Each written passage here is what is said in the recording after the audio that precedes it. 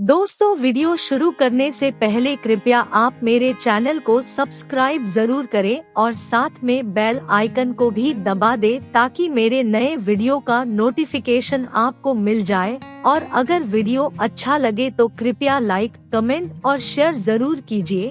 अब देर न करते हुए आज की साखी शुरू करते हैं। एक समय की बात है, एक बहुत बड़ा चोर था।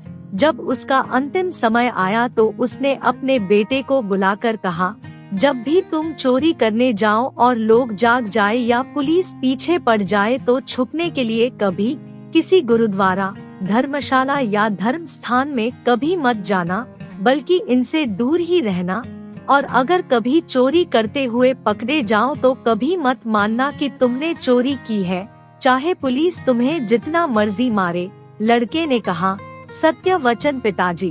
चोर अपने लड़के को ये शिक्षा देकर मर गया। पिता के मरने के बाद एक दिन वो चोरी करने के लिए घर से निकला। एक अमीर आदमी का घर देखकर उसने ताले तोड़े, लेकिन ताले तोड़ने की आवाज से घरवाले जाग गए। उन लोगों ने शोर मचा दिया। घर के बाहर चौकीदार खड़ा था। उसने सोचा, चोर आएगा तो इधर से ही देखता हूँ किधर जाता है। अब अंदर घरवाले जाग गए हैं और बाहर चौकीदार खड़ा है। उसकी समझ में नहीं आया कि वो किधर जाए। किसी तरह से वो छुपता छुपाता वहाँ से निकल गया और चौकीदार से बचने के लिए दौड़ने लगा। रास्ते में एक गुरुद्वारा पड़ता था। उसने मन में सोचा कि पिताजी का हुक्म था कि किसी गुरुद्वारे या धर्मशाला में नहीं जाना। उसकी समझ में नहीं आ रहा था कि करे तो क्या करे, लेकिन कोई और उपाय ना देखकर वो गुरुद्वारे के अंदर चला गया।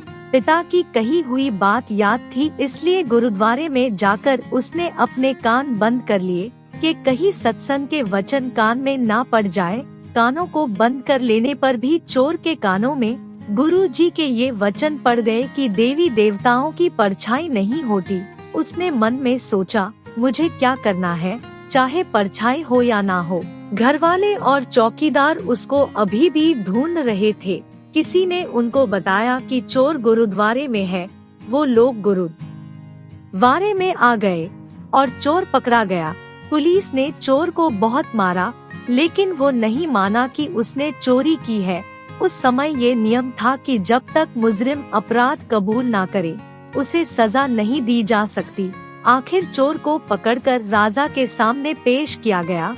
वहाँ भी उसे खूब मार पड़ी, लेकिन चोर नहीं माना कि उसने चोरी की है।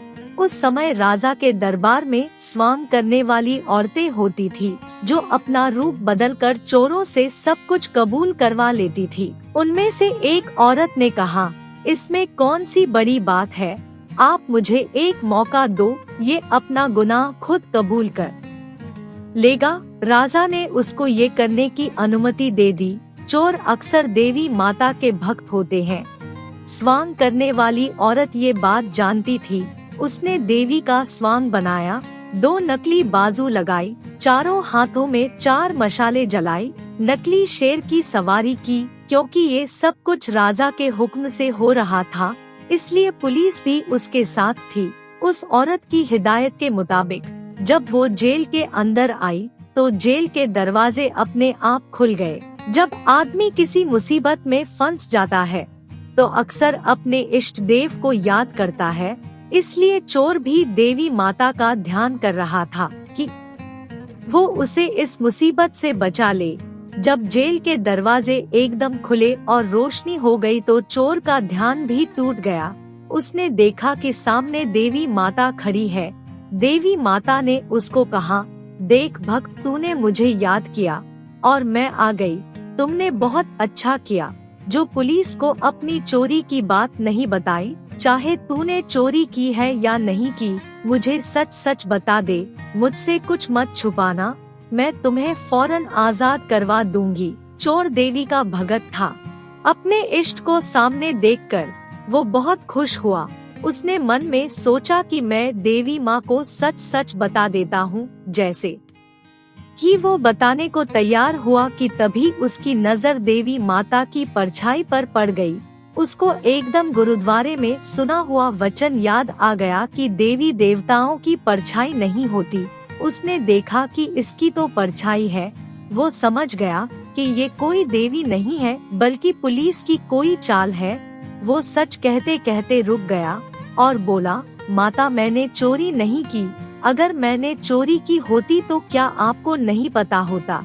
अब उस औरत के कहने पर जेल के बाहर जो पुलिस वाले बैठे थे, जो चोर और नकली माता की बातचीत सुन रहे थे, पुलिस और नकली देवी को विश्वास हो गया कि ये चोर नहीं है।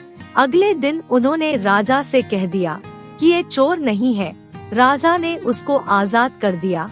जब चोर आजाद हो गया तो सोचने लगा कि गुरुद्वारे में एक बार गया और गुरु जी का 2 घड़ी का सत्संग सुना तो जेल से छूट गया। अगर सारी उम्र सुनूं तो मालूम नहीं क्या क्या मिले। जब ये ख्याल आया तो रोज गुरुद्वारे में जाने लगा। चोरी का पेशा उसने हमेशा के लिए छोड़ दिया और गुरु का सिख बन गया और रोज नाम जपने लगा। साथ संगत जी, इस कहानी से हमें ये शिक्षा मिलती है कि सत्संग में बोला गया एक एक वचन सत्य होता है। अगर हम उसे अपने जीवन में उतार लेते हैं तो हमारा जीवन सही रास्ते पर चलने लगता है। उस चोर ने केवल एक ही लाइन सुनी थी और उसका पूरा जीवन बदल गया और वो फांसी की सजा से भी बच गया और गुरु का प्यारा सिख भी बन गया। साथ संगत जी, हमें तो सत्संग सुनते हुए पता नहीं कितने साल बीत गए, लेकिन हम सत्संग का फायदा इसलिए नहीं उठा पाए क्योंकि हमने सत्संग में सुनी हुई बातों पर कभी अमल नहीं किया और उससे कभी लाभ नहीं उठाया। हम तो एक कान से सुनते हैं और दूसरे कान से निकाल देते हैं, इसलिए सत्संग का फायदा नहीं उठा पाते। साथ संगत जी, आज से हम जो भी सत्संग सुने और जो कुछ भी गुरु कहे उसे अपने जीवन में उतारने की कोशिश करें ताकि हमारा जीवन भी सफल हो जाए। वाहेगुरु जी का खालसा, वाहेगुरु जी की फतेह। अगर आपको ये साखी अच्छी लगे तो कृपया लाइक, शेयर और कमेंट जरूर करें। आपके प्यार और स्नेह के लिए बहुत बहुत धन्यवाद।